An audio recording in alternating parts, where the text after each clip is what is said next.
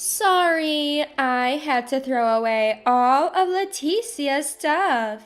They were getting in the way of my happiness with Joseph. He even helped me do it, didn't you, Joseph?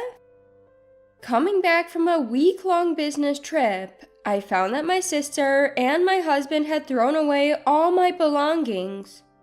Seeing my sister and husband being physically affectionate like lovers disgusted me beyond words. So let's get a divorce. I received the divorce papers from my husband and asked my sister, "Are you sure about this, sis?" This all started a few months ago. My name is Leticia. I've been living with Joseph for a year now. Joseph and I met at a party and got married. I always loved my job and had told Joseph before we got married that I planned to continue working. When Joseph and I tied the knot, I had just been promoted to a responsible position at work and was also in charge of training newcomers, which was another reason I wanted to keep working. At first, Joseph also seemed to want to continue working. However, when we disclosed our salaries before getting married, it turned out I earned more. Then Joseph suddenly suggested, "I'll become a house husband." I immediately said, absolutely not. And for good reason. Joseph's place was always a mess when he lived alone. He never cleaned or washed the dishes, leaving the sink always piled high with dirty dishes. The bathroom was in a state I wouldn't even want to use. From the beginning of our relationship, I was the one who had to clean up after him. Plus, I had never even seen Joseph cook. He was hardly skilled at household chores, so when I objected to the idea of him becoming a house husband, he made a sulky face. He brought up the house husband idea several times afterward, but each time I firmly said no.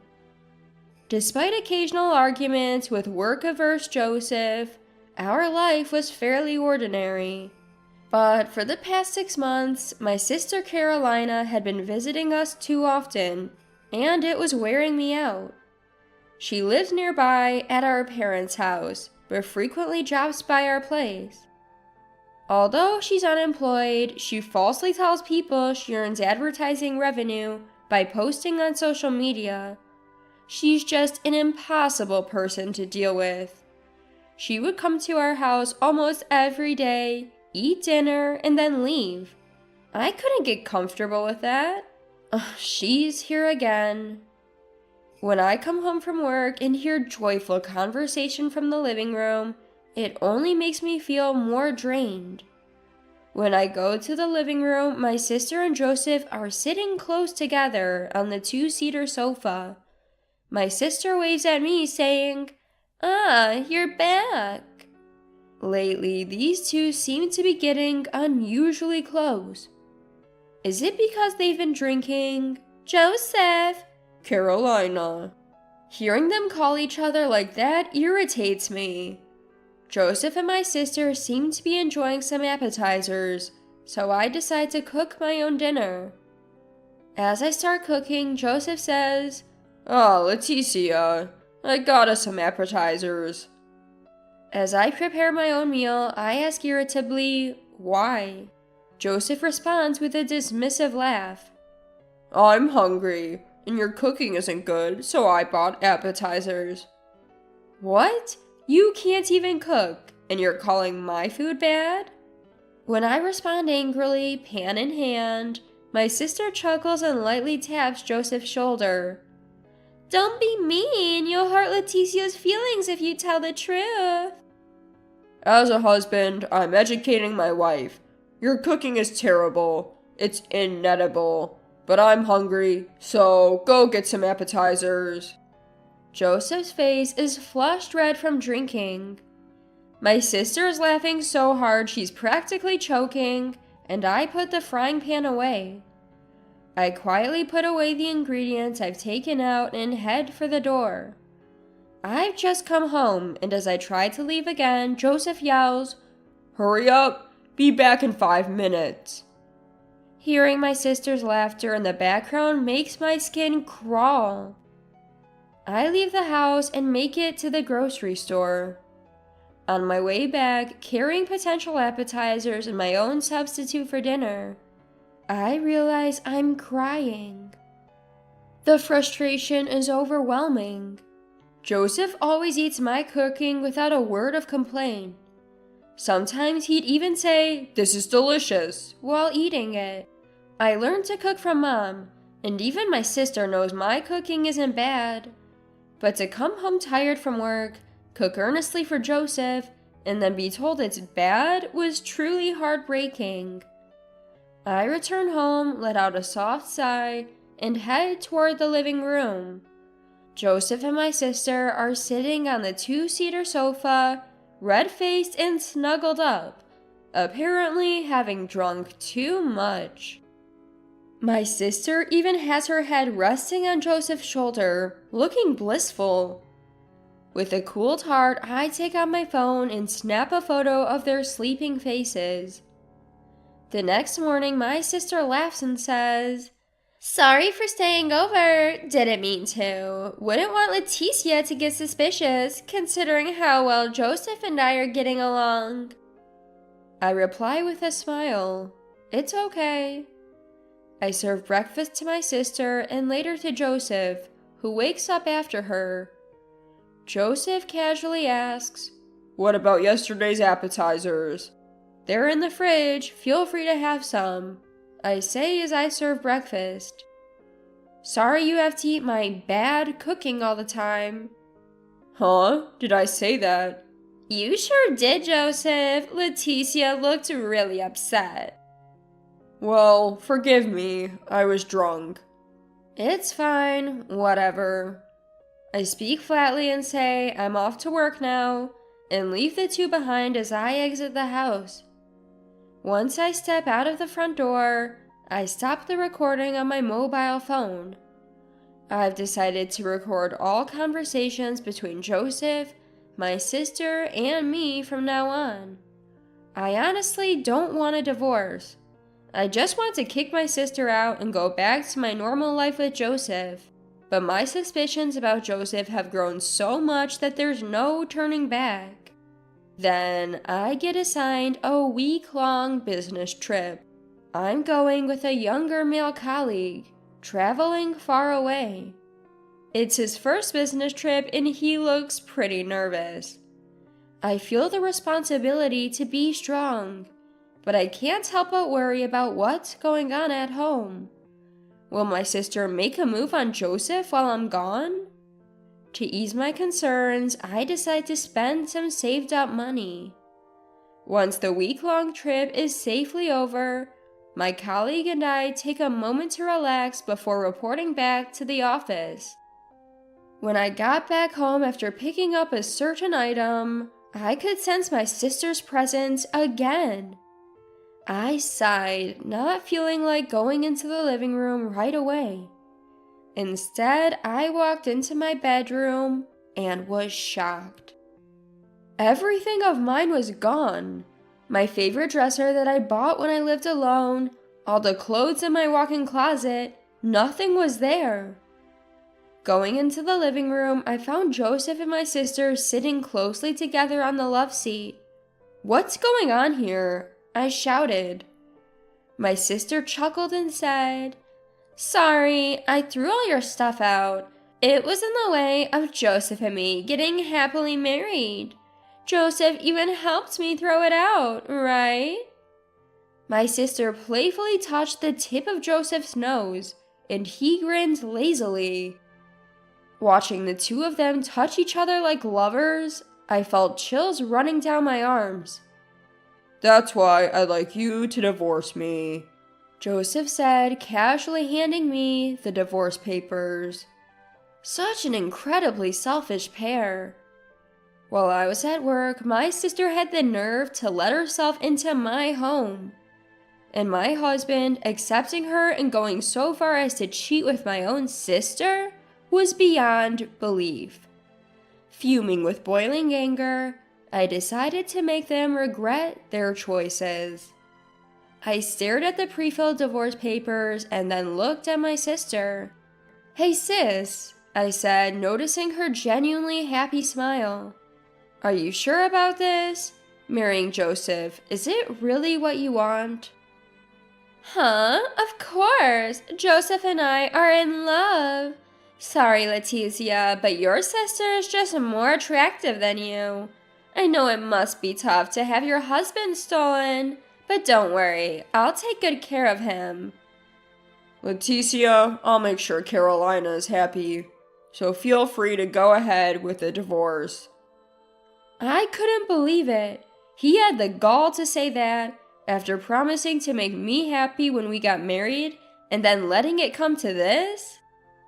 As I finished filling out the divorce papers, barely holding back my laughter, Joseph declared he wanted the house as part of the asset division. So I graciously handed over the house and moved back into my parents' home until I could find a new place. My sister hadn't told my parents anything.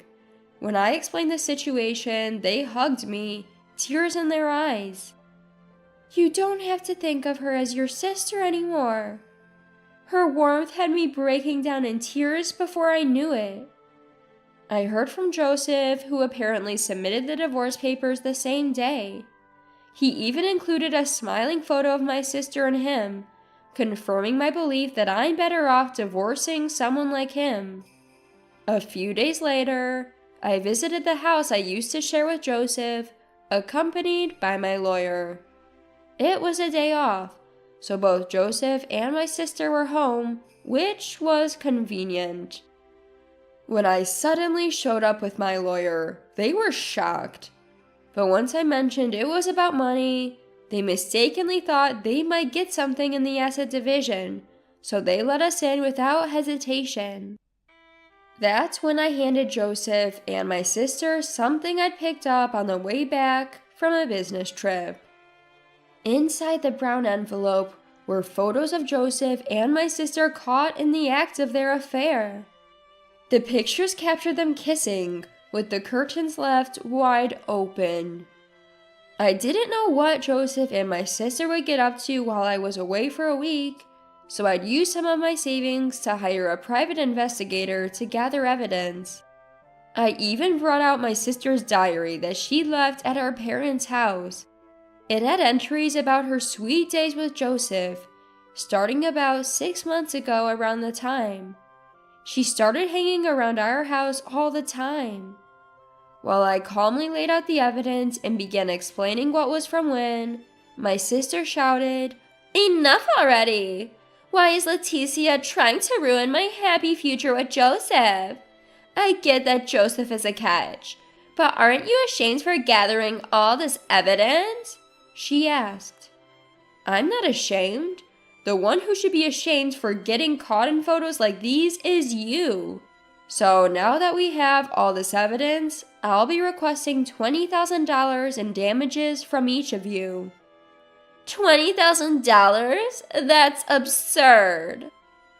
My sister mumbled something upon hearing the amount, but Joseph stood his ground unfazed. Turns out my sister was still lying to Joseph, claiming she had a job earning ad revenue from social media posts while being unemployed. What was she planning on achieving by marrying him with such a lie?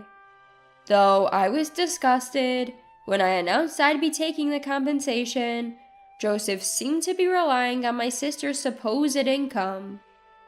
"It should be no problem coming up with $40,000 between the two of us, right, Carolina?" he said.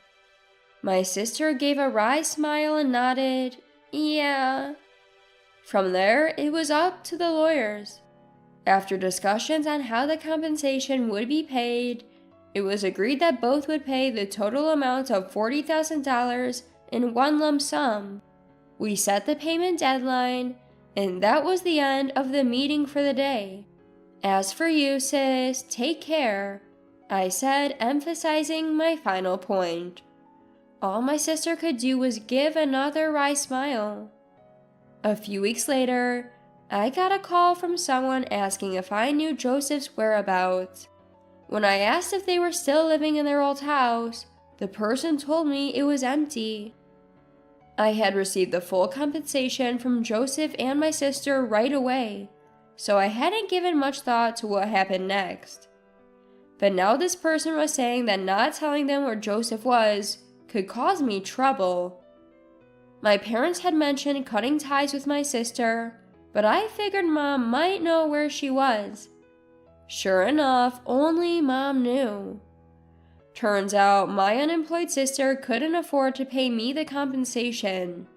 She had turned to our parents for help, but they refused to lend her even $1. In the end, she and Joseph had to give up their house to make the payments.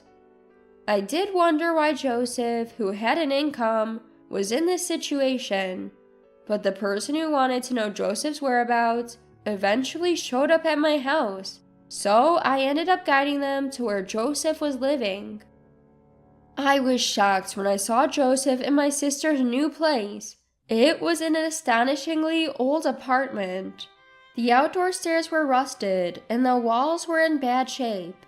I rang the doorbell of the apartment number Mom had given me.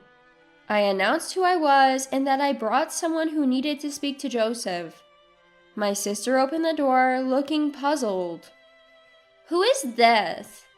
my sister asked, eyeing the bear-like figure standing behind me. "I've lent money to Joseph," the man said.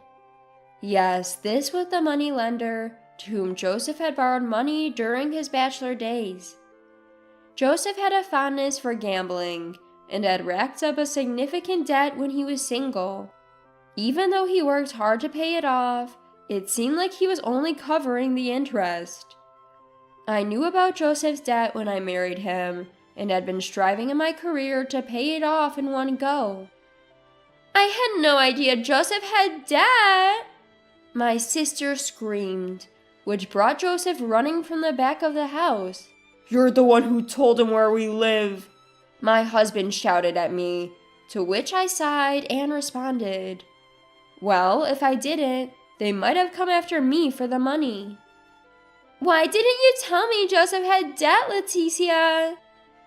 When Joseph and I were getting a divorce, I made sure to confirm that it was okay several times. At that, my sister burst into tears.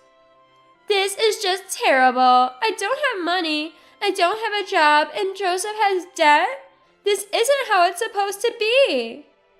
"Tears are fine, ma'am. Now, please pay the overdue amount."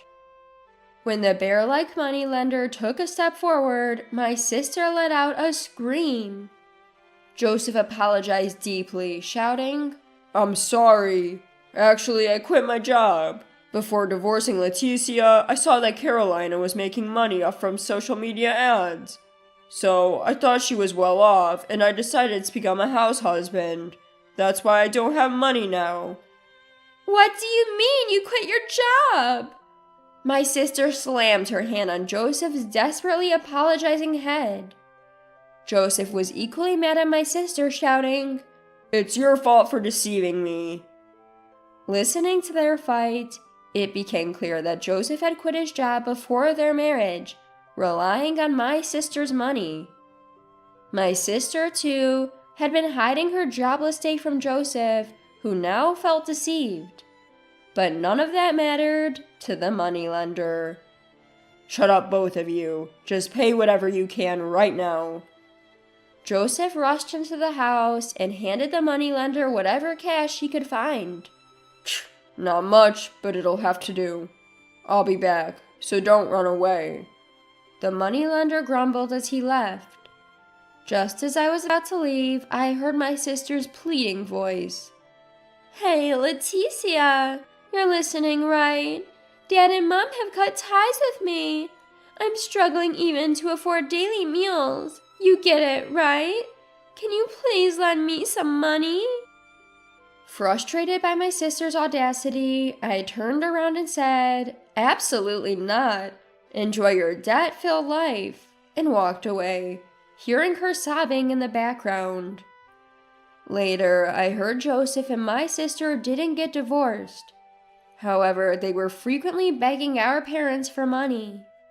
Apparently, my parents were dismissing their request, but it was clear that both Joseph and my sister were really struggling financially. Despite hating work, they were now juggling multiple jobs, working day and night. As for me, I moved out and am thoroughly enjoying living alone. Worrying about whether your spouse is betraying you, wondering what my sister and her husband are up to. Living without those concerns is incredibly freeing. During this time, a junior coworker I traveled with for business confessed their feelings for me. They said they had become attracted to me while working together. Touched by the genuine feelings of my junior coworker, I decided to start dating them. They mentioned wanting a serious relationship leading to marriage, and we've agreed to introduce each other to our parents soon. This time around, I'm hoping for a happy marriage.